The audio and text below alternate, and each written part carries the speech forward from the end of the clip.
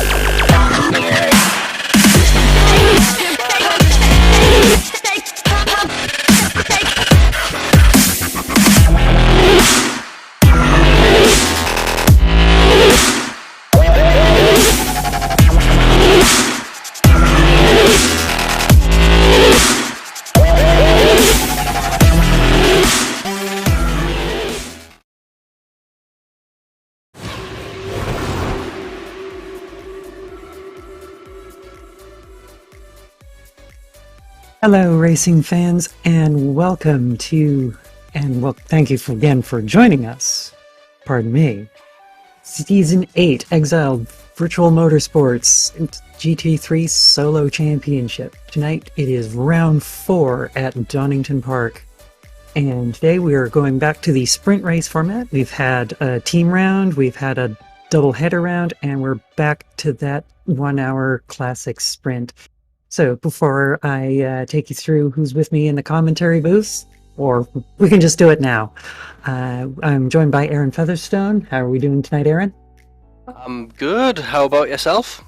Oh, I can't complain. Other than we're doing it fast and furious. Toretto would be very happy. And of course, joining us for all the lovely pictures this evening, producer Steve over there behind the cameras, directing every bit of magic that's going on.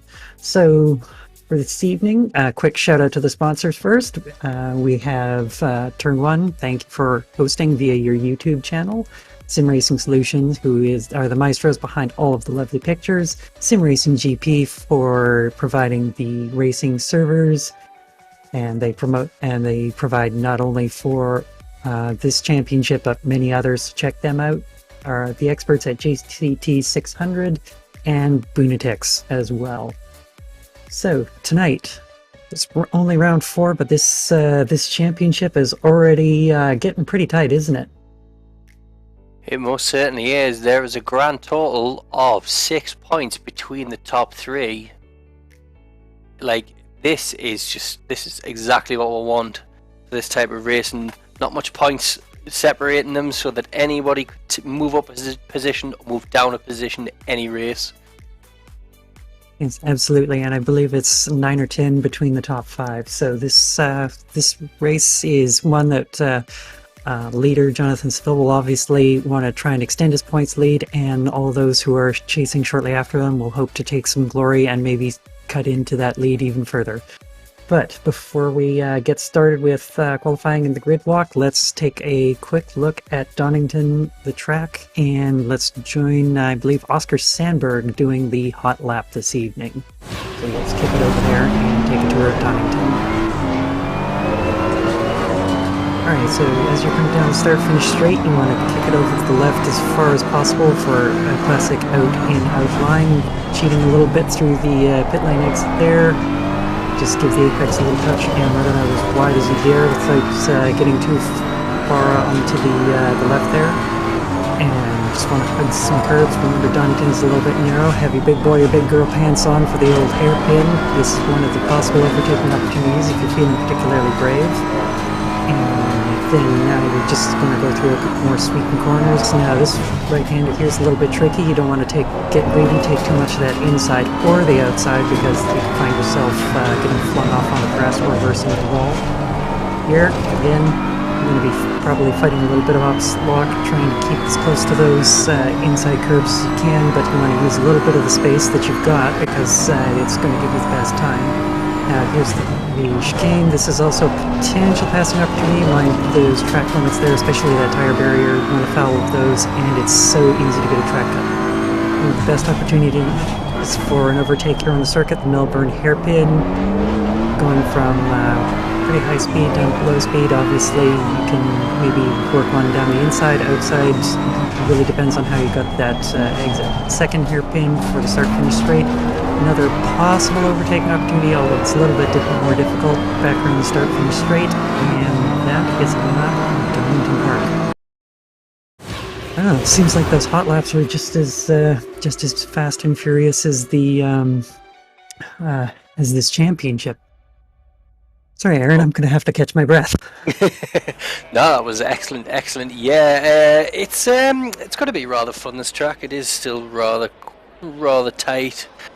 It's going to be interesting to see where people are going to take these opportunities to overtake. I personally wouldn't like to be on this track at this moment, not with this many cars. It's going to be interesting the first few corners as per. Only wait and see what happens. Exactly, and for those with the keen eye, you'll notice that the start time is shortly after 5 a.m. server time, so we're going to be driving into the rising sun. So it's going to be a little bit of a challenge as we do our grid walk here. Hopefully everyone can see nicely, and hopefully the drivers will be able to see as well. So starting on pole position, Jonathan Seville, familiar sight, followed by Truls Solberg sharing the front row. Geert Fischer lining up in P3, wheels behind, wanting to try and close down some of that real estate to his rival in Seville. Kieran Pendergast is P4, and Josh Thompson P5, Thomas Morant P6, Marcus Hagel in P7, Monty Wilson in P8, Anders Edmondson, last year's runner-up, in P9, hoping to see him make some moves this evening. Damiao in P10, the best of the M-Class qualifiers, followed by Oscar Sandberg, having a little bit of a disappointing qualifying session there, as well as John Clements, who are all the way back in 11th and 12th. David Oak in lucky P13, Miles Dixon P14, Adam Gardner in 15th position, John Cheel lines up in 16th position, Michael Hutchinson 17th, Julian Bell, turn 1 too fast to shave, youngster making his solo championship debut, P18, Henry Handy P19. The winner of both races last week at Zolder, Chris Stevenson, lining up in 20th position, maybe not too happy with his qualifying right now. Martin Bryant in P21, Daryl Upton P22, Franz Chauvier in 23, Philip Verlick in P24, Jonathan Marsh P25, James Sheridan, who owes me a beer for a wee tap last week, starts in P26, Andy Purcell P27, Chris Rosbrook P28, Mark Lister in 29th, and rounding out the 30th grid position, Carl Smith, 31, Andy Booth, Stephen FPS in 32nd, Violet Miller in 33rd, and John Dowling at the back of the grid. So that is our grid walk. We've got a few more cars running this evening, a few new faces. Good luck to all of those who are starting the championship fresh tonight, as Exiled's always welcoming fresh faces even in the middle of the season. But as much as we wouldn't mind seeing some of the fresh faces make some moves, that's all the contenders, again, right up front, but a few new faces in the mix. It's going to be an interesting morning at Donington. Right, Aaron? It most certainly is. Again, my favourite part of these kind of tight, twisty tracks is the first few corners. It's especially with a track like this. It makes it such an interesting start. Are we going to see anybody try and take an early lead? Are they just going to play it safe until they pull away and then try and go for it? I'm excited. I can't wait for this. And it's really going to be interesting because if everyone recalls back to the first race at the Nürburgring, I mean, that round was in the wet, but Jonathan Seville was actually able to pull enough of a gap that he felt confident to even go ahead and change tires because of the mandatory fueling time. And as everyone might recall from round one, you're going to be static for as much as 25 seconds. So the question becomes, can you safely take the tires and make it a full 30-second stop? Or do you just want to take fuel and minimize your time in that pit lane? That's going to be the big question, because if you have that lead, you might as well take fresh boots. But if you don't have that lead, the question becomes, can I make up that time? Or am I going to actually have to, risk not changing tires? And have you saved those tires well enough to not be suffering at the end of the race? Or, will you have enough to defend your position? Exactly, definitely. It'll be interesting to see if anybody tries it, especially Seville, if he's going to try that again. Yeah, I'm going to be very curious to see. And that is also something that they're going to have to play on the fly. It's not necessarily something you can gamble on. We all know that the McLaren is very strong around the British tracks, and the McLaren in the hands of Jonathan Seville is an exceedingly potent package, but one little mistake, or if Solberg, Fischer, Pendergast are having a good evening, there's just as much chance he could be defending that entire time, or potentially even trying to fight back in certain circumstances. And we see Fischer helping out the groundskeeping staff, doing a little bit of lawn mowing, maybe just worried more about filling Seville's mirrors rather than taking heed of the track limits right away. Certainly, yeah. And off the back of what you were saying earlier, yeah, the McLaren is doing extremely well, but the BMWs are not far behind. There's every chance that these BMWs could just catch up straight away. All it takes is one tiny mistake, and then they're easily to catch up. Again, it all goes down to the start of the race. Can he get a clean start? Could he pull away? Could he not? The BMWs might be able to just stay there with him straight away. Yeah, exactly. Both cars are very much the motive or modus operandi of high revving. Really rely on those turbos, run those gears out as much as you can. So there's not a tremendous advantage per se to either, even though the McLaren's got a slightly bigger power unit. It doesn't necessarily mean a whole lot because of the homologation standards of the cars, and also, well, we all know that this track tends to suit BMW cars, especially the old M6, so be interesting to see how things work out. But we do have a few of the mighty German-engineered Mercedes AMGs, especially qualifying extremely well. Danny Io, the lead of the AMs. It's be interesting to see having an M that high up in such a close field. What kind of role that's going to play? Is Dammy going to be looking for some bragging rights, or is he just going to take it easy being the lead AM?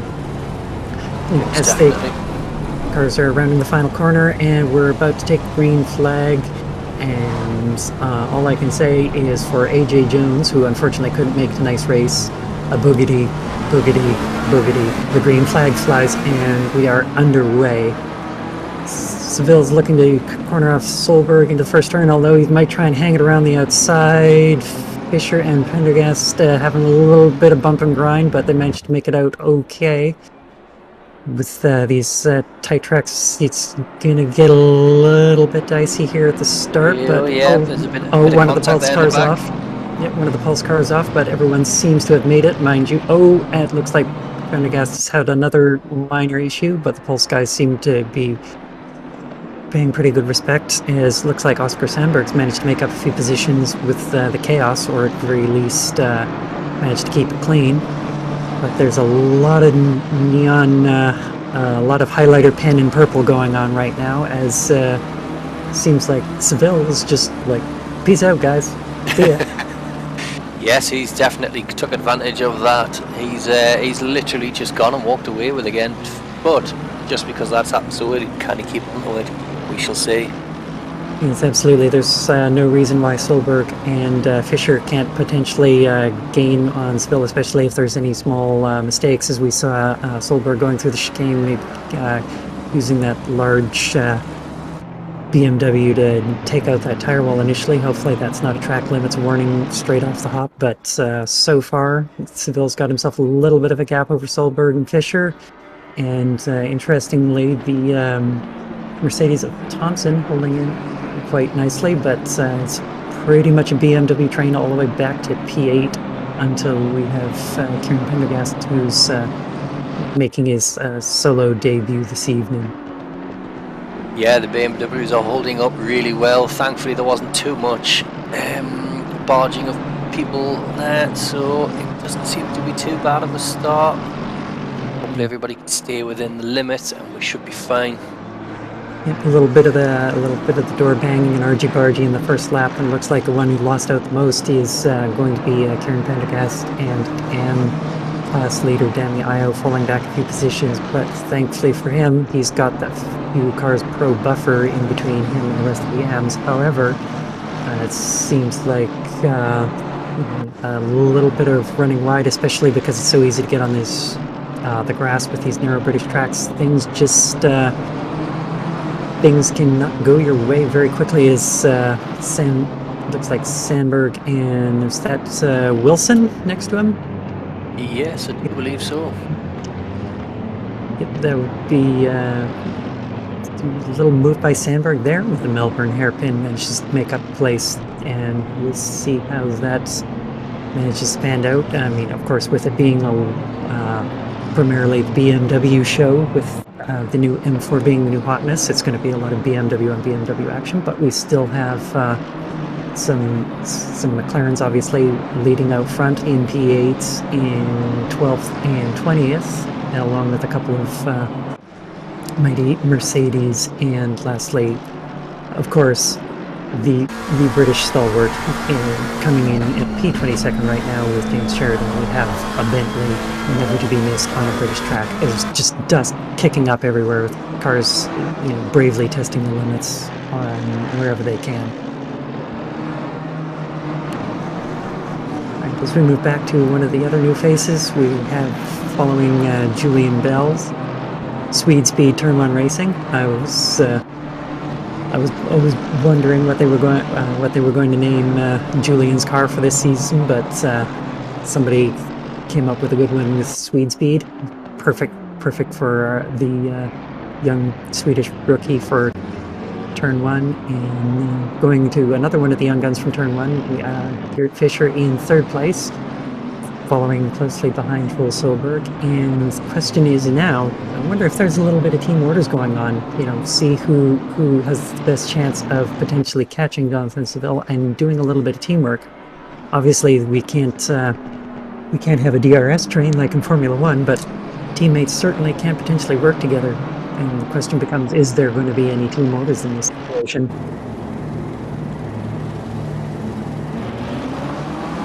As we're going to go back to a replay now of the start, it would seem that we might have had an early retirement.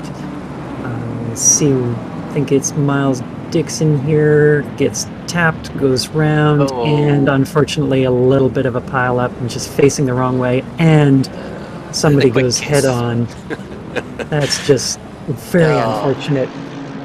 Being turned around in the first corner, and then I'm not sure who was joining him lately there, either had nowhere to go or couldn't get on the brakes fast enough or hard enough, and just got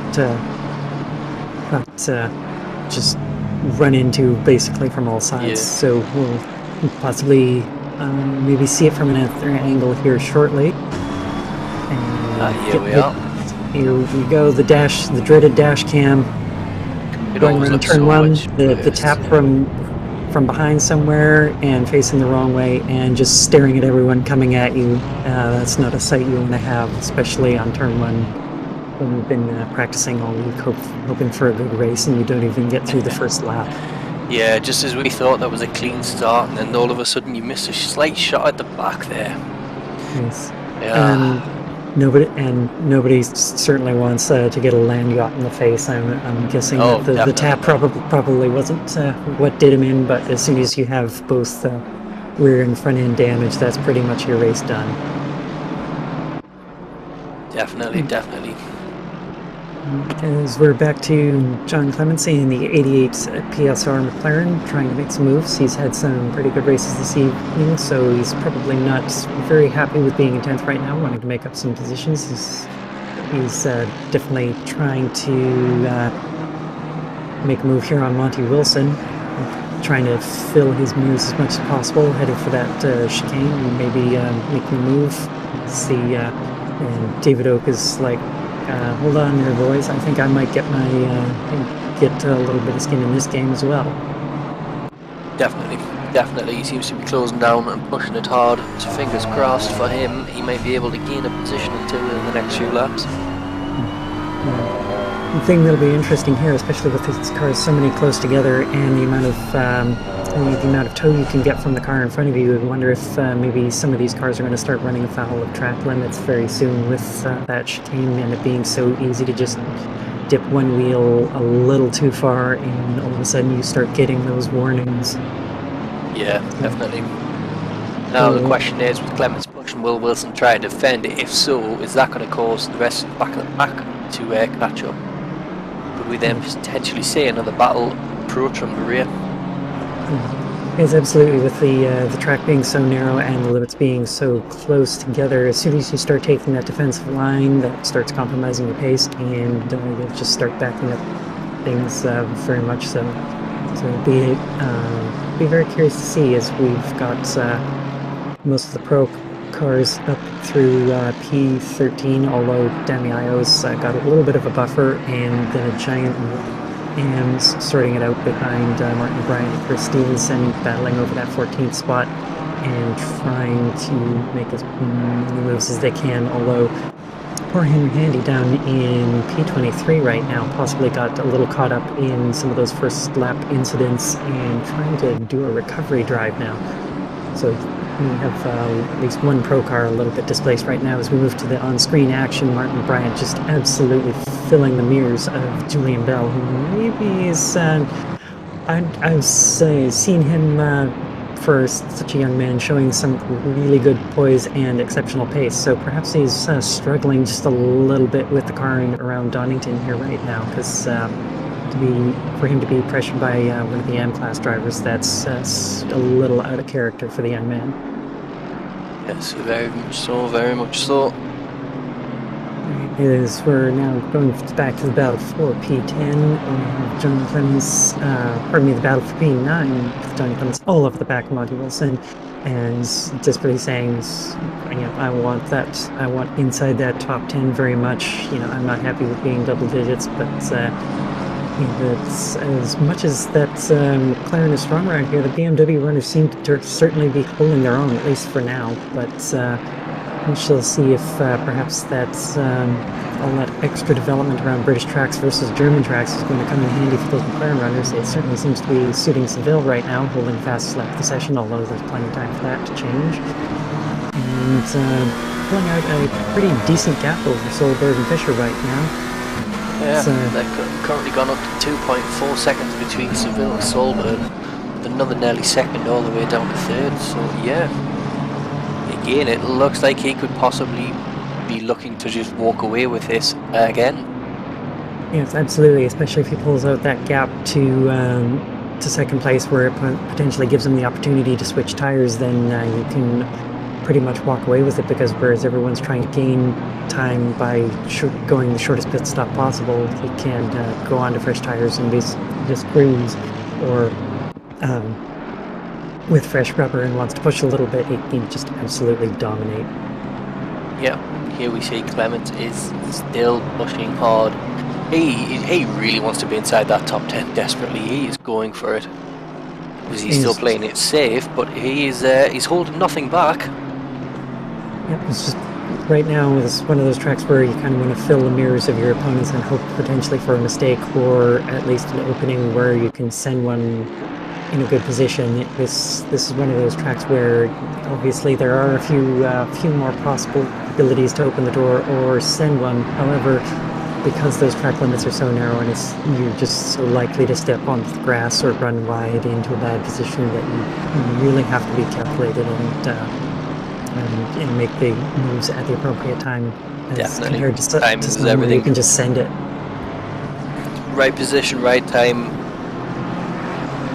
Like you were saying, it's so easy to run wide or cut it too short, especially on such a narrow track. And possibly Clement might be able to hang it around the outside or do the over/under. Not quite the switchback I'm sure he was wanting to, although he's got a pretty good run through both hairpins now. Maybe might have the momentum built up for a run down the start-finish straight. He's pretty much right under that diffuser. And let's see if Clemens in the PSR McLaren can get it done. Possibly last of the late breakers. Nope, not quite. He's just gonna stay tucked in for now and try to keep things nice and close. And should Monty Wilson make us even the tiniest mistake, he can capitalize on it. As maybe keen-eyed viewers will probably notice, a lot of these cars, even though they're going super fast, are kicking up a lot of dust, especially in places like that old hairpin through the chicane and whatnot. So just even the tiniest little bit of overstepping could potentially just break, not even send you around. It's just that momentary break of traction, and that's the couple kilometers an hour difference that can make that overtake happen. Yeah, definitely. All it's going to take is just that tad bit more. And he seems to close it a lot, close the gap towards his back half of the track a lot better than what he does on the front half. This might be his stronger point.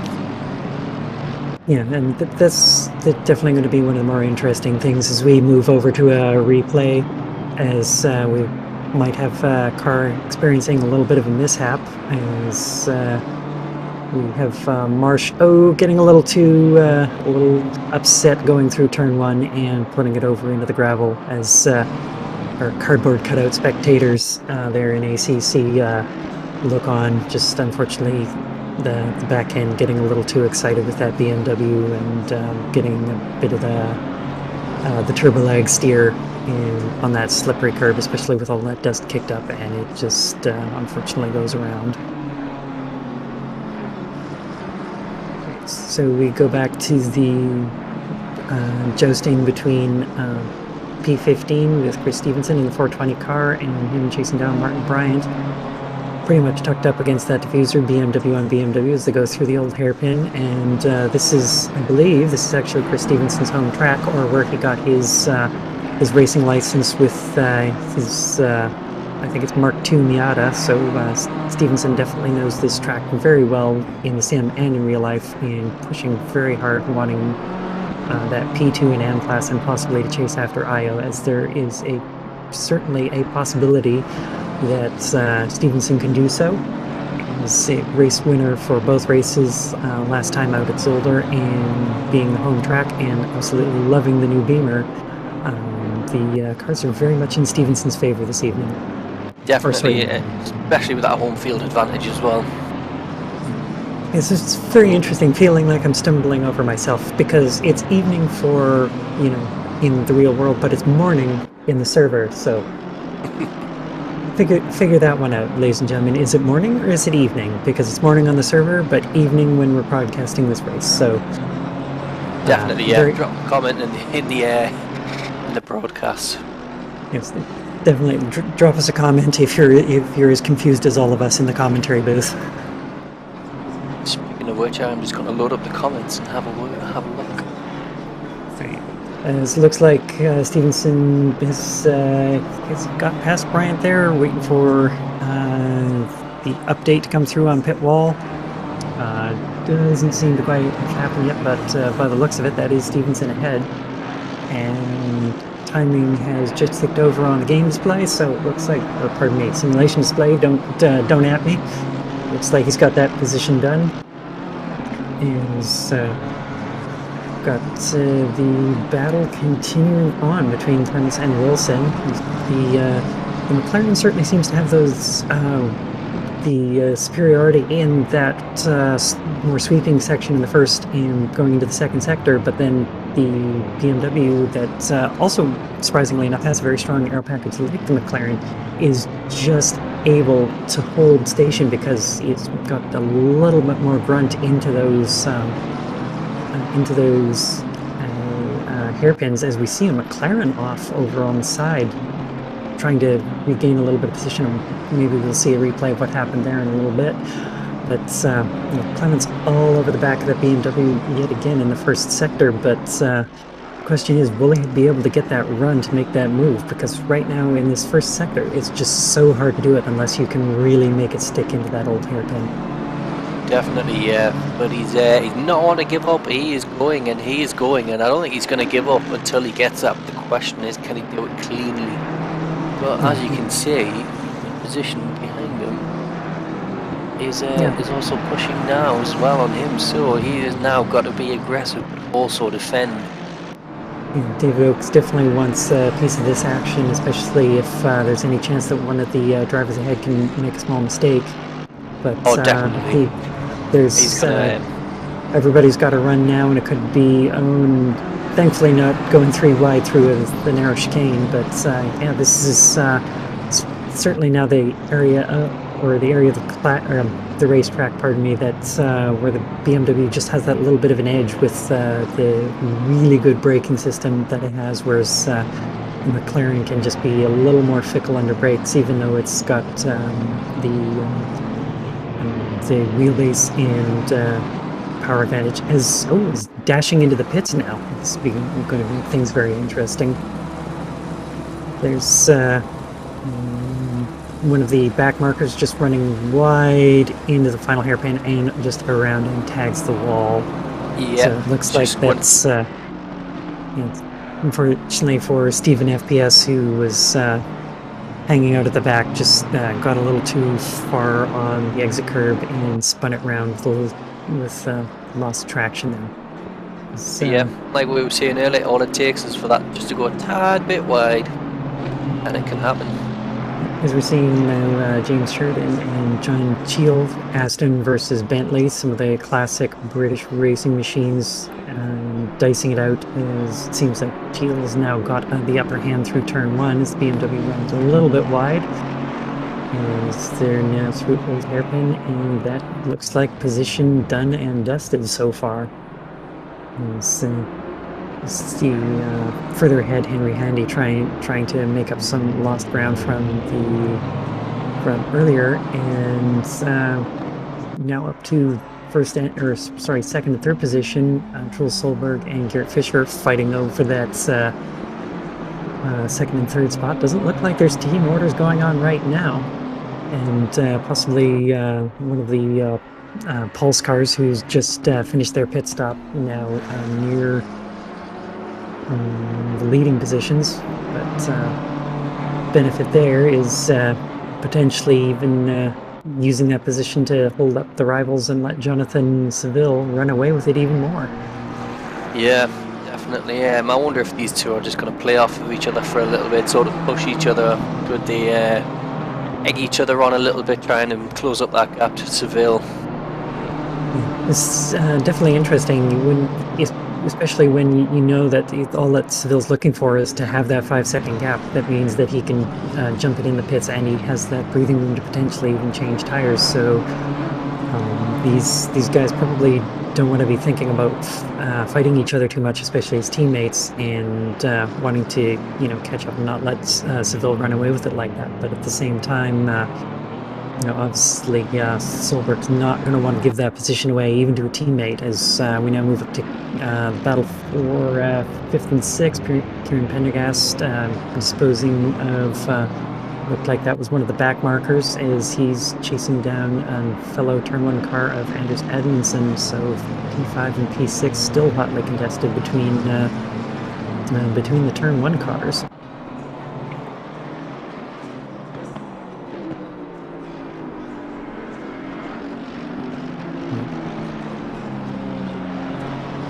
Looks like these two are going to at least keep pulling each other along, at least for the time being, as we're starting to see cars now starting to make their pit stops as we're getting close to that halfway mark. A few cars going for the undercut right now, hoping to get things over and done with and get the pit stop done with early. Drive through right now for P18 James Sheridan. I'm going to assume that's probably going to be track limits. He's in the pits now. Back. Apologies for that, my mic decided to cut out again. But yes, I'm back. So, as we were just saying, it looks like we have our first recipient of track limits penalties with Sheridan, who's now got that penalty clear. The gap is getting closer and closer to 5 seconds for Jonathan Seville over Truls Solberg in P2, and Gert Fischer shortly behind there in P3. Be really interesting to see, because if you're Seville, you've got the fastest lap, you're pulling on the other cars. You might be getting intel from one of your teammates behind, especially with them being so close to P2 and 3. They might be saying, Jonathan, stick it out for a little bit, see if you can pull that gap a little more, so you can have that tire option. Whereas these guys, the Turn 1 drivers, are just still fighting with each other, or potentially fighting with each other, and they're just falling away because of that. Most definitely. We will find out in the next few laps, hopefully, if he's going to make that decision to change his tyres or not. As we're now back in 5th place with Kieran Pendergast, who seems to have gotten the move done on Anders Edmondson. Really, unfortunately for him, was saying he was struggling with the BMW. It's not quite, he's not quite liking it as much as he liked the Aston last season, so maybe a little bit disappointed in car choice. Going with the the new hotness of the BMW rather than the trusty Aston that he was runner-up with last season. But Kieran Pendergast, he seems to definitely be having that McLaren working really well, and I'm sure, given how he's doing, he's definitely enjoying that new pedal set after having a pedal failure and not being 100% sure if he was going to be able to race with his, now that he's got his shiny new pedals, definitely putting in a good first race with that new set. Most definitely, yes. Plus, there's always the excitement of a new set of pedals. It's just, it's all fun, so much fun getting new hardware. Absolutely. It's anytime you get new hardware, you want to.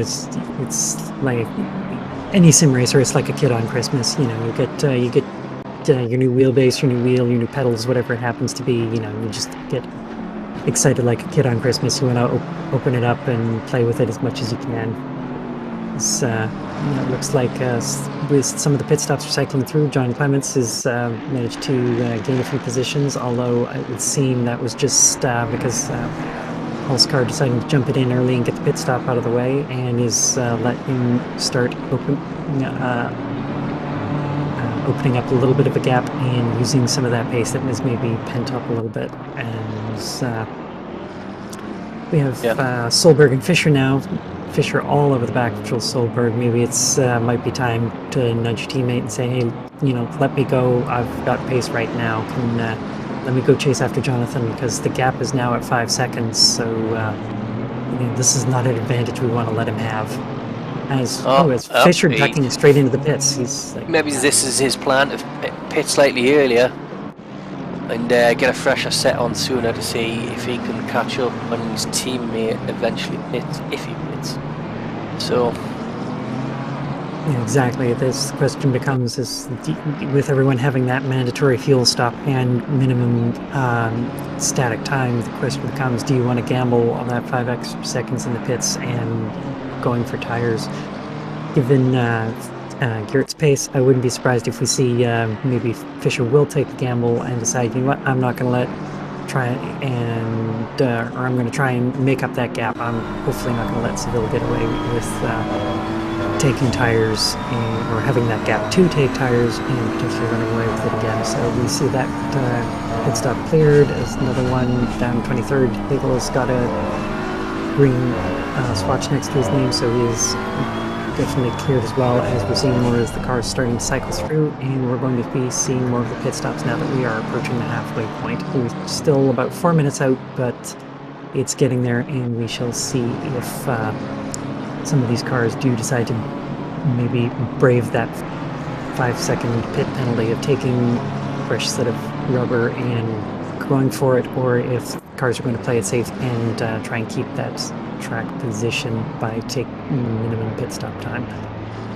Definitely. I know. It's been interesting because I have been in a few of those fixed pit limit races, and I don't know, maybe when you're up in the pinnacles of the pro class, and every little bit of time and track position counts. But at least for me, being predominantly in amongst silver classes, I've always found that, you know what, if you can eke out a quick tire change, it's always nice to be able to push it, especially in that last stint.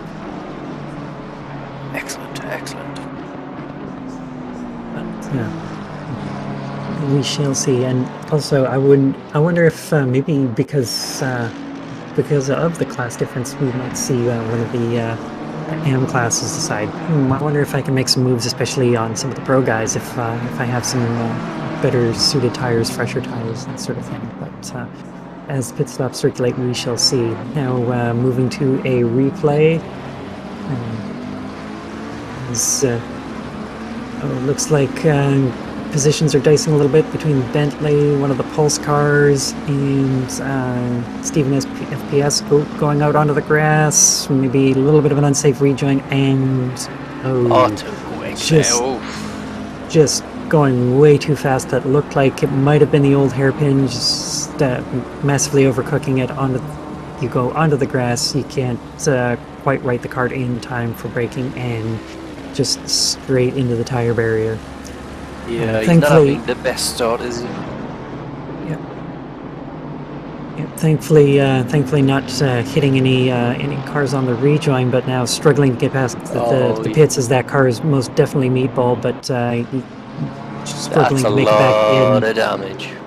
Yep, struggling to make it back because that tow time penalty might be a little bit more than you want to have to deal with. So managing to finally make it back around and into the pit lane, hopefully is able to rejoin safely after a repair. But I couldn't see which Pulse car it was exactly, but I think it might have even been Jonathan Seville, who was coming up on that #1 car back marker, who was probably getting a little bit nervous of a stray McLaren. As we see, speaking of stray cars, stray car number 85, the Lexus there of Carl Smith, probably overrunning it into the Melbourne hairpin, or maybe having a little bit of contact. We're not quite sure about that one, but Seville just keeping it going, and now up to a 6.5 second lead over Truls Solberg back in P2. The Pulse driver just out for a leisurely Tuesday evening drive at this point. Yeah, it looks it. He's just got a great start, got a good setup for himself. He's in the rhythm. He is literally quite literally driving away with it. Not really having too much to do with leading from pretty much the green flag drop at this point, and now he's got one of his teammates potentially to help pull him along, maybe on the team radio or in the team voice chat, saying it's like, all right, give me the best run you can into the chicane, and then we'll go. As maybe taking a wee liberty with that curb there. It's going back now to position number 5, the team turn 1 teammates of Oscar Sandberg and Anders Edmondson, both Norwegian drivers. Oscar pulling up on Edmondson now, as looks like the previous P5 has unfortunately disappeared off the server. Kieran Pendergast has gone in, has disappeared on us, unfortunately, maybe having a little bit of internet issues. He was mentioning about them earlier, as don't see him on the ACC timing screen, and he's falling back rapidly on live on pit wall right now, so it would seem that he's unfortunately had to disconnect. Hopefully maybe able to rejoin, and if not, well, that's just an absolute shame, as Kieran was doing so well, especially in his debut race here this evening at Donington. Yeah, he had a good few runs. He was doing quite well, putting in a good little pace. Yep, as traffic starting to come into play, the Bentley that has probably just made a stop, and the turn 1 teammates now in between a little bit of a back marker sandwich, or at least pit stoppers sandwich, as the order is going to be shaking out, as we have John Clements now P14 chasing down Hegel, who's got that lucky 13 position. As we know, Clements has got pretty good pace around here, but keeps running up on the back of these Pulse guys, who are just defending like crazy and not letting him use that pace. The turn 1 teammates now. Sandberg has a little bit of a run on Edmondson, and that's probably going to be position done, as I don't think they'll want to squabble too much into that chicane, just to make sure that neither of them has any mishaps going through the chicane there and down to the Melbourne hairpin. I don't think those two are going to really want to squabble, especially when one has a significant pace advantage over the other right now. Definitely not. As you can see, yeah, there's quite a few cars who have shifted up to the front who haven't pitted yet. It'll be interesting to see when they finally pit where everybody falls back in line. Yeah, this is really going to be interesting how this sort of shakes out, because there's definitely a possibility of people falling back, especially if they do decide to take tires. But it's when you do have some concrete passing opportunities, if you do have that pace, it might actually be worth that gamble, as we're seeing another potential victim of the track limits in Hutchinson, with a drive-through falling down to P20th. Looks like maybe it's either I don't think that would be speeding the pit lanes. Speeding the pit lanes a little bit of a harsher penalty, but that might be serve dependent as well. So we'll move back to car number 500, Violet Miller, making her debut this evening, possibly having a few of those beginner struggles, and oh, spins it around, hold off. Oh, not quite. That retaining wall, just that one close section of the retaining wall, and unfortunately going off and tagging that front end. But looks like she'll be able to bring it around to the pits on time and get that car seen to, and hopefully be able to rejoin in just a few moments. Yeah. Fingers crossed she'll be back out. Oh, we have a car spun off. Who's that? Was that the 22 there? That was Thompson. Yes, that was him. For a moment I thought perhaps that was one of Danny Io, but looks like he's going to take that opportunity to dive in the pits and recompose himself, take a quick breather, let the refueler do their thing, and take a deep breath and get back on the racetrack as soon as possible. As more of the cars continue to shake out. Speaking of the AM leader right now, Dami Io, he's currently up in 3rd position, still has yet to pit, and looks... oh no, we're moving to the replay of Thompson now, going in for the Melbourne hairpin. I believe that might be, that might even be Fisher going in. Oh. That's... maybe a bit of an inquiry on that one. Yeah, that's going to be interesting, because sudden late move there, especially makes you wonder if that was perhaps locking the brakes and getting unstable, or just a last minute I don't want to be passed maneuver, and realizing that maybe that wasn't the hill to be dying on. Yeah, the stewards they'll review all the footage of that and get that sorted. We'll see how that pans out, but that's definitely one to be viewed in the steward's room after the fact. But moving now to P8 and battle for P7. Clements and Hagel still very much going at it. Hagel still seems to be having that position, but Clements not to be left behind by anyone right now. There's Bentley off the track, and realizing that now is not a good time to rejoin, so takes it back to the gravel. It's definitely a great move by the Bentley there, because the racing between these two over the past 20 odd plus minutes has been absolutely amazing. These two still going toe to toe. They don't want to be, definitely don't want to be the person who interrupts that battle, especially when you've got a situation where these two been battling all race. You don't want to be the one sticking your nose in there, especially risking protest and an unsafe rejoin there. That's definitely not the hit to your sportsmanship and reputation that you want to be having. Definitely not. As we're seeing just the last few cars who still have yet to pit, Oscar Sandberg currently in the lead right now, followed by Damiano lead of the M class. These two still have yet to pit. But Jonathan Seville in P3 has made that pit stop, is in P3, still got the fastest lap, but interestingly, Fisher right now ahead of Solberg, so that those positions have swapped at least for now. And we'll see how that pans out, and we'll see if maybe Fisher has enough left in the car and enough pace to maybe catch and make things interesting between him and Seville. But that gap is definitely grown a little bit, at least for now, as we see that John Clements has got the run, maybe Hagel's run a little bit wide, and move done. It certainly appeared so. Clements has officially took advantage of it now. Actually, now the question, can he now get the pressure back on Hagel? Can Hagel put the pressure back on him? And that's definitely going to be interesting. How much pace did Clements have over Hagel? How much was that defense versus equal pace? But we'll see as this pans out for the next couple of laps. But knowing how Clements has been performing this season, I wouldn't be surprised if that gap starts to open up and he'll start trying to put the pressure on Edmondson in P6. So as we move a little bit back, we now see, as the pit stops have cycled through, Stevenson and Bryant again. Chris is going to be putting the pressure, as they've had a few dices already, and maybe Stevenson might have taken tires, although he was ahead going into the pits, I believe.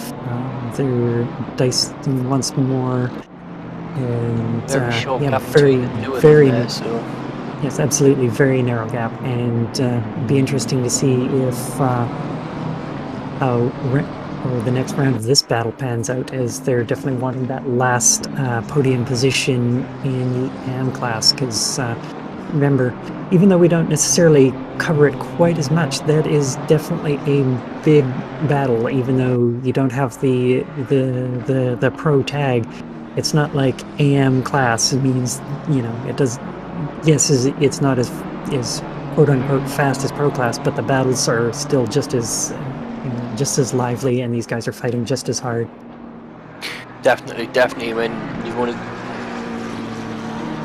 Speaking of which, leader round, this is who I was just about to talk about, the leader of the AM class. Is Daryl Upton currently leading the AM class, at least for now. We're curious to see where Damiano comes out. I know he might still have a pit stop to make. I'm not sure. It was leading the AM class, but we'll see where that shakes out. Another possible track limits penalty violation for Andy Booth down in P24. Having a little bit of a difficult race, being somewhat near the back, although doing fairly well himself. Gets that drive-through cleared and back underway. As you see Upton now managing to hold onto that 14th position, and still has a decent gap to Bryant, as we see Bryant and Stevenson in the background there, just entering the start-finish straight. Looks like yeah, second place. Back up to second place. Seville still holding the fastest lap of the race so far, and it would seem that it looks like we might have made a small mistake. Damien Io is currently in the lead of the race and leading the AM class right now, so probably running some extra fuel and deciding to go as long as he can and maybe make a last-minute pit stop. Although with that static pit wall time, it's not like you can save a lot of time on your refueling in the pits, so it would be interesting to see what Damien decides to do, if maybe he's keeping an eye on the class position in that delta and seeing how best he can keep that class leading position. Is another victim potentially of track limits. Julian Bell has himself a drive-through penalty, currently in 12th position. He's track limits around Donington Park is now starting to bite a few drivers here. Most definitely, yeah, with the added pressure of obviously driving for like the past 40 odd minutes. People will be trying to push in certain bits, trying to get a little bit extra time in here. That's all it takes. It's just that slight little, maybe a little bit extra throttle, a little bit of understeer. That's all it could take, and they're slightly off. Yep. Speaking of slightly off, Stephen FPS just unfortunately having a very tough go of it this evening, and having yet another off. I don't know if it's an issue with car, issue with damage, or what it might be, but just unfortunately having a lot of offs this evening, as we see Damiano now just holding on to the lead of the race, circulating around, and probably he's having a good run here. He's had another uneventful race. He seems to be settling in really well. He's pulled away, but he still has that pit stop to take. Sorry. Yeah, let's see how far he drops down. It'd be interesting if he's still making really good time. He might be deciding, you know what, I'm gonna keep going for a while, see how much I can open that gap, and maybe thinking, well, I can see if maybe he can either open that gap and guarantee an AM win, but also how many pro class cars he can keep behind him, as we see now Anders Amundsen maybe making up a little bit of ground on Oscar Sandberg. The teammates not quite done battling here, as they're headed through the couple fast right-handers down towards the chicane and past the old hangar section. Looks like Amundsen's got the run, but he's on a slightly compromised line for that chicane, and Oscar's gonna not want to tangle with a teammate for that one, especially when Anders has got the run like that. So And especially with Clemens approaching as well. yeah, Clemens wants a piece of right this action.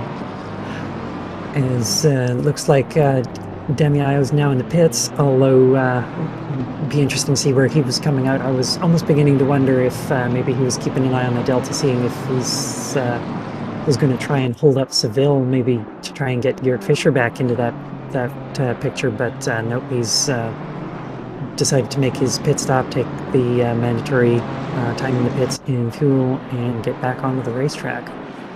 Yes, pulling that M-Class Mercedes quite the ways up the order, and it looks like he's rejoining now in about 10th position by the looks of it.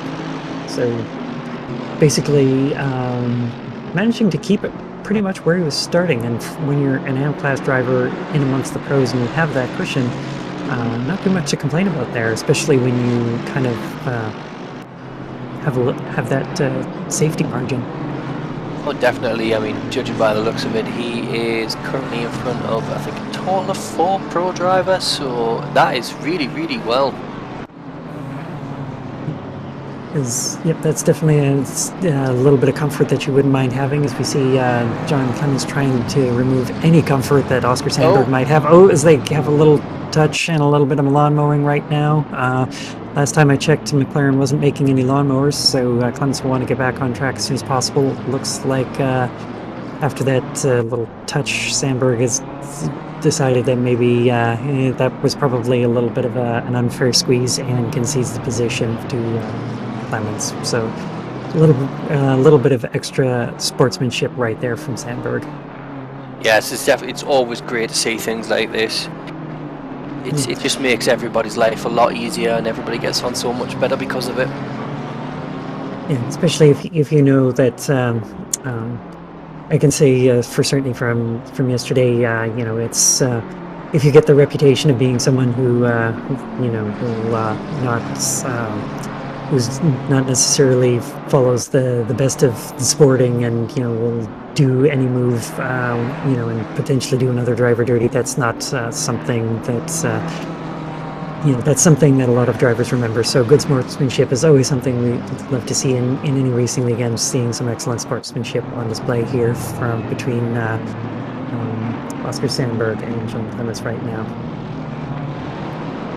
On board with Seville, who's just he might as well just casually be out for a Sunday drive with the way things are going for him.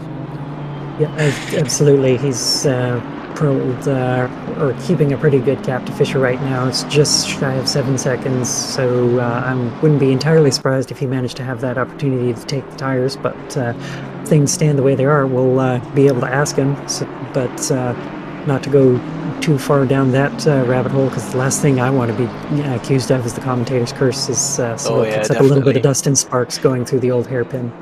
I mean, look back to the first race in which we were discussing him walking away, and then a small spin out, unfortunately. But yeah, we don't want to curse that. Yeah. Well, he managed to still pull that one home in P1, so we'll just chalk that one up to a little bit of drama to get us excited for the end. But, yes, hopefully the last, if there is any last minute drama, it's actual racing drama, not interference from back markers, as Seville is clearing a couple of battling back markers at the moment. So careful, boys. The leader's in position while you're making that move. Let's keep it clean now. As Seville manages to navigate the back markers and change of position at the back. I'm not quite sure who that was for the change of position at the back. My pit wall hasn't refreshed just yet, but battles up and down the field going on very much so, as we see Marcus Hagel now in the 117 machine. He's all over the back of Sandberg now, almost beginning to wonder if maybe Oscar's got a small issue at this point in time. So yeah, it looks would appear on the timesheets that Sandberg does have something potentially wrong with the car. His lap times have slowed significantly. I wonder if I don't know if it was that Clemens possibly. Yeah, it might have been that clash with Clements, or there might have been something else. So just a little nudge shouldn't affect the car that much. But yeah, with Hagel being all over the back of Sandberg right now, something's not going well for himself. Yeah, yeah, it certainly must have an issue, or maybe that little bit of an off or something got a puncture, and now the car's just not as stable as it normally is. But as we see more dust being kicked up from cars ahead, looks like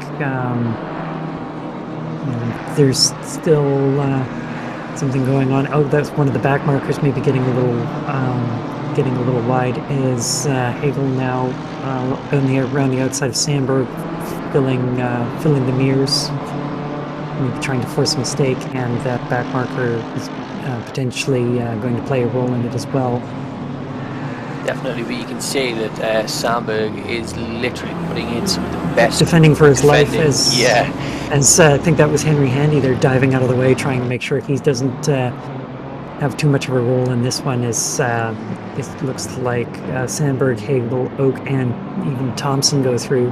Henry just deciding is like, this is not a position I want to be in. I'll risk dirtying the tires a little bit just so that these guys can go through, and I definitely, not wanting to risk getting involved in that. But yeah, at this point, Hagel all over the back of Sandberg, who we can't quite see it right now, but definitely suffering from a little bit of a problem, lapping approximately, at least in the neighborhood of 1 second slower, as Hagel getting a little bit wide there, trying to put all kinds of pressure on Sandberg. But you have to be careful with these track limits around Donington being so narrow. You try and fill the mirrors, you can find yourself easily running on the grass, and with these British GT tracks, you could find yourself in puncture territory if you're not careful. Definitely, that's going to be the last thing he wants, isn't it? While trying to chase him down and get that, is to get himself a small penalty there. Yep, as we see Monty Wilson now clashing with Dami Io, as it's not a class battle, so Monty's going to probably want to get around Io as soon as he can, although we know that Dami, especially if he's fighting for a little bit of pride, he's not going to just sit back and let that challenge go unanswered. Definitely not. He's a one to watch. He will give it to them pro drivers just as good as anybody else. As we might have close to 3 wide going through the hairpin, plus a back marker in here with I believe that was car number 82. Yep, let's believe that was John Dowling trying to get out of the way and let Sandberg, Hagel, and Oak go through. So yes, we have positions 6 through to 9 all in a close train right now, and Sandberg is defending for his life as he has Hagel behind him wanting that 6th position, but with that bit of jousting going on now, that brings Oak, Thompson into contention here, and as at this rate, if the things keep backing up, we could easily see Wilson and Io potentially getting into this battle if these cars stay clumped together long enough and nobody's actually able to make the move on Sandberg, who, as we were saying, seems to be a little bit off the pace right now. So it's just backing things up into a train right now. Yeah, most definitely. It'll be interesting to see if now, especially when they've got 4 cars effectively fighting for the same place, are we going to get an extra 2 to come up? Fair play to Sandberg, like he is putting in some excellent defensive driving here. Yeah, absolutely, and I've especially after yesterday having Oscar spot for me with the women's championship over at Team Racing Point. We've got really interesting getting a professional driver's insight on driving in the rain, car control, throttle control, etc., and being able to push, driving defensive, and just the insight of that was absolutely remarkable. So just the car in perfect position, hitting your markers perfectly, apexes and exits, and when you do that, it makes, especially with the tracks being so narrow in the case of Donington Park, it just makes Marcus Hagel's life very, very difficult, and there's no place to make that move. And as other cars with more pace, they can just pull in. As Oak gets forced wide, as they were side by side there. It'd be interesting if the stewards decide that maybe they want to have a look at that with a little bit of a possibly unsavory move there, although we couldn't quite see based on that angle just how side by side they were, as the 4 cars now heading towards the chicane. And so if there's one place you don't want to be 2 to 3 cars wide, it's through the chicane here, where it's so easy to run afoul of that track limits. And if you run it too wide, you're definitely likely to get at least a warning, if not a full-on cut. As looks like in our picture-in-picture display, it looks like Ayo and Wilson are still fighting for position, as Dami seem to have the position for now and goes with the defensive line. Wilson is going to do the switchback, as we see now. Sandberg and Hagel fighting for position. Oscar's got the inside. Hagel might have the run, but because it's the long outside and there's the grass out there, Hagel's probably not going to be able to stick that, just because there's just the runoff area is, well, there's grass, not an exit curb, or the exit curb is very small, so yeah, Sandberg managing to hold that position, same as Ayo managing to hold off Monty Wilson for now. So, like Krakenbegel's list, Oscar tips around and gets bumped as well. I was just about to mention there that Sandberg was under a great deal of pressure, and then I wonder how long he could keep it up, and well, there we are. Yeah, getting a little bit sideways, and then with Hagel being so close, unfortunately got tipped around there. But it's Wilson and Ayo, definitely neither one wanting to back down, even though it's not a class position. These guys don't necessarily have to be fighting for this. They're going to have that tussle anyway. It's always good to see, though, that when you get an amateur driver coming in and tussling with the pros, to sort of say, yes, I may be an arm, but definitely wanting to make his mark at this point, as Monty Wilson overshoots the chicane, and Monty Wilson overshoots the chicane and has to concede that position, because oh goodness, he's even picked up a drive-through. So obviously, once he cut that chicane, evidently not slowing up enough, as the game issues a drive-through penalty. So either not slowing up enough and was on 3 warnings already, or took that cut so fast that the game was like, nope, you've gone a bridge or chicane too far, and issued the penalty. So I don't know if you were Monty Wilson, you might even be fuming, like, why was this AM driver fighting me so much? Now I've got to drive through for it. But definitely some entertaining stuff, at least for us to watch here in the booth, and hopefully for you at home as well. Oh yeah, it's made for some excellent driving. See Thompson there starting to put a bit of pressure there on the way. It would seem that we've got ourselves yet another battle, as Thompson just trying to get as much toe from Oak as he can going into that chicane, although with that Mercedes having that little bit of extra ground, if it's got the traction, might actually be able to make that move into the hairpin, although unfortunately Thompson's not quite close enough, and now he's got to be worried about Hagel, who's coming back into the picture. Probably doesn't have too much damage from that tap with Sandberg, who's looks like he's recovered at this point, but now he's going to have to be potentially worried about Dami Ayo, who's not afraid to tackle any of those pro class drivers. Yeah, well, especially with Sandberg being off his pace, could we see Ayo potentially pick up another spot? Yes. Yep, those overall positions, even though it's an AM class win is an AM class win, regardless, they've some overall positions, that's a little more pride to be had, a little bit more bragging rights, and especially going into what will hopefully be season 9, maybe staking his case to be in the pro class and wanting to run with the white tag rather than the red next time. Definitely, and if he manages to hold out in his current position for the rest of the season, he's got a very good argument for it. Yeah, absolutely. As we're now watching Daryl Upton in the lucky 13th position, trying to put the pressure on Monty Wilson, who's fallen back a little bit after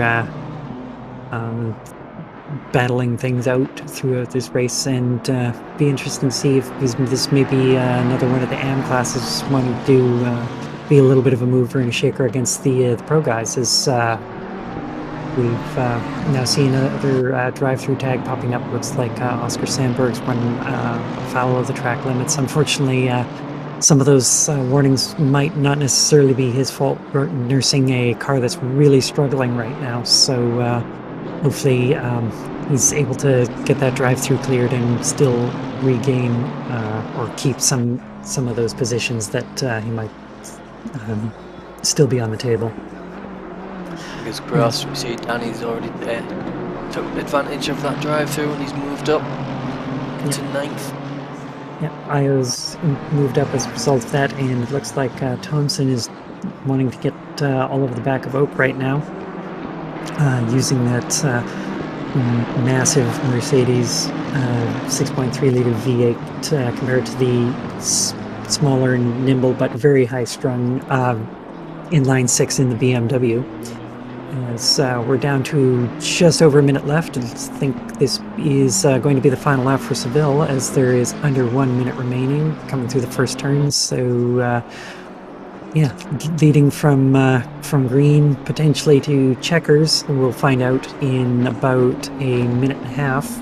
Is still holding the fastest lap as long as back marker is not in the wrong place at the wrong time. Just an absolutely commanding performance from Seville this evening. Yeah, definitely. He's just casual little drive, pulled himself out, and he's away. He's straight back up there. He's pretty much a 9.5 second gap between him and second. So yeah, another easy race by the looks of it for himself. Absolutely, having a fairly simple go of it, as we see Seville now go through the chicane, and no drive-through tags. Probably knowing him, might not even have a track warning going through the Melbourne hairpin for what should be the final time, as the timer ticks to 0, and then just one final hairpin to go, and down the start-finish straights. Looks like everything nice and easy as you do, and crossing the line, giving it a little bit of a checkered flag weave, and that will be Seville lights to flag and fastest lap here on round 4 in Donington. Second place, we'll see Garrett Fisher taking P2 right behind his rival this season, Truls Solberg, coming home in P3, so that is another double podium for Team Turn 1. Anders Amundsen coming home in P4. I believe this is one of his best results this season so far, outside of the team's championship. Clemens brings that McLaren home in P5, followed shortly by David Oak, and then Josh Thompson, who couldn't quite get it done, Marcus Hagel in P8. Dami Ayo with absolutely incredible performance, and not looking like an M-Class driver this evening, looking like he belongs with the pros, coming home M-Class win in P9. Thomas Morant P10, and last minute dicing between Sandberg and Monty Wilson, as looks like they're headed for the final hairpin. It looks like Monty is going to hold this position unless Sandberg gets an amazing run. Nope, doesn't look like that's going to be happening. So we have Monty Wilson in P11, and P12 Oscar Sandberg, 13th Daryl Upton, 14th Chris Stevenson, Julian Bell 15th, John Cheel finishes 16th, Martin Bryant in 17th, 18th Jonathan Marsh, 19th Michael Hutchinson, Adam Gardner in P20, Franz Jovier in P21, Henry Handy P22, Andy Purcell P23, 24th James Sheridan, Violet Miller 25th, 26th Philip Verleck, 27th Mark Lister, 28th is John Dowling, Carl Smith in 29th, Andy Booth in 30th, Kieran Pendergast, who unfortunately had a disconnect, in the 31st position, Stephen FPS in 32nd, Chris Rosberg P33, and Miles Dixon, who unfortunately didn't even get a chance to complete lap 1, in 34th position. So Well, there was a good few battles in that race, definitely. It's like, is anyone else need a breath and want to have a quick drink? Goodness, that was quite the race. But now we'll move on over to some post-race interviews. We have our winner yet again. So Jonathan Seville, congratulations, winner again. Lights the flag, fastest lap. So I'd say talk us through your race, but it seemed pretty uneventful. In terms of staying out in front, yes, but I don't know. A few scary moments with back markers, either battling or I don't know. I think a few of my teammates had a couple of complaints about there. So I had a few like heart racing moments. And yeah, I'd build a little bit of a gap up and then I'd see it diminish by coming across back markers battling. But I can't do anything about that. They're in their battle. They're in the race too. But yeah. Yeah, it looked like you might have had, going into Old Hairpin, a scary moment with one of the other McLaren back markers that just maybe got a little too wide onto the grass and gave you a little bit of a heart attack moment there. Yeah, well, there's a couple, I think. But yeah, main thing is just watch where they are and make sure I stay out of trouble, because that's the main thing. Yeah, if I lose a couple of seconds, try and build that back again. But main thing is staying in the race when you're seeing someone off the track like that. But yeah, managed to do that. So yeah, pleased. Yeah, from our end, it just looked absolutely textbook. Just nice, easy breeze. Yeah. I did have one moment, you must have missed it, of the old hairpin I ran wide onto the grass. To be careful coming back on. It wasn't completely faultless. Yeah. Well, we noticed a couple of times there was some dust chucked up, but we figured with that corner being the way it is, it's so easy for anyone to just throw up a little bit of dirt here and there, but not too much drama. It is. But, very easy there. I know the audience is probably going to be curious. With the gap that you managed to pull, did you decide to go for the tire stop again like you did with Nürburgring, or were you not feeling that it was necessary? Yeah, I did go for tyres again because the gap, I think it was Truls at the time. Yeah, I managed to pull over that 5 seconds again, so I knew I had the 3 stop. And then if he didn't take tyres, I was then at the advantage leaving the pits. I knew I'd stay ahead if it was tight. I'd still have the advantage because I've got the fresher tyres. So yeah, I went for that again. I don't know if Truls had a slow stop though, because he seemed to be a bit further behind after the stops. So yeah, he was jumped by your primary rival this season, with Fisher managing to jump him through the pit stop cycle. So yeah, I noticed that. Yeah, but, so he must have had a slow stop. Yeah, so extending your lead, well done again for the race this evening, and Jonathan, and maybe a little bit more comfortable now going into the next race with the doubleheader at Laguna Seca, where I don't know how particularly strong the McLaren is around Laguna. I know a few other McLaren drivers who were not particularly fond of it, but first round with all these BMW drivers driving the new Beamer around Laguna Seca, it's going to be interesting to see how that pans out. Yeah, not my favourite track, but I'm okay. I'd say not my favourite, but not my not the best, not the worst for me. But yeah, we'll see. Congrats to Gert and Truls on their podium as well, and Amundsen. Yeah, good to see him back up there again in 4th.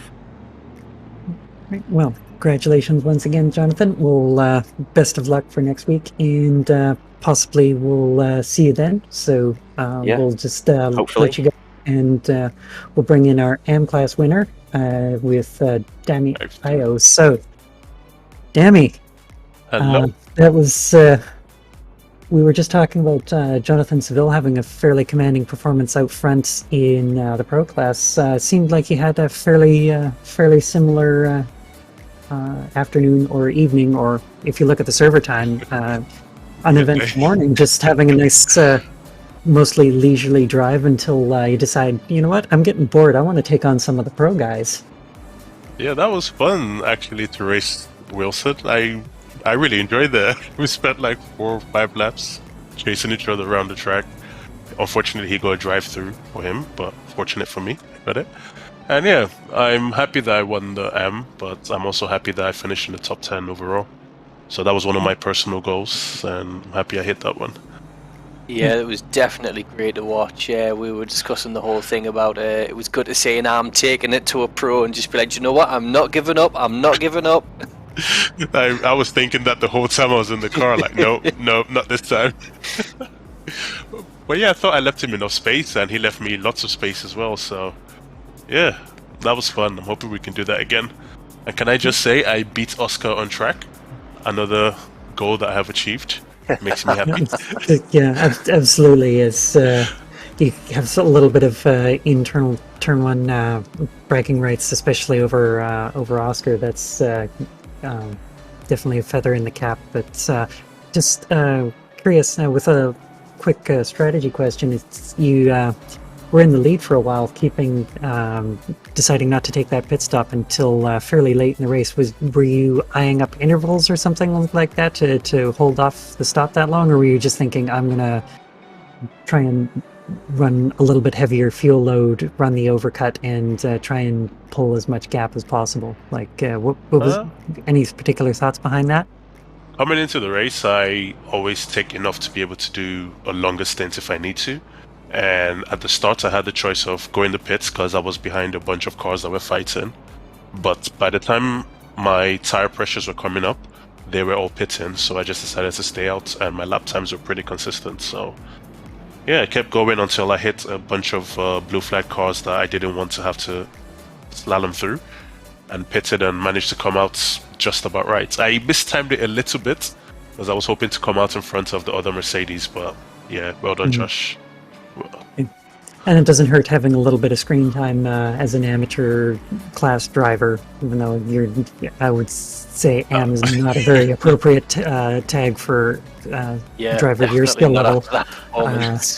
It was nice to see you. It's nice to see you holding the lead for a little while.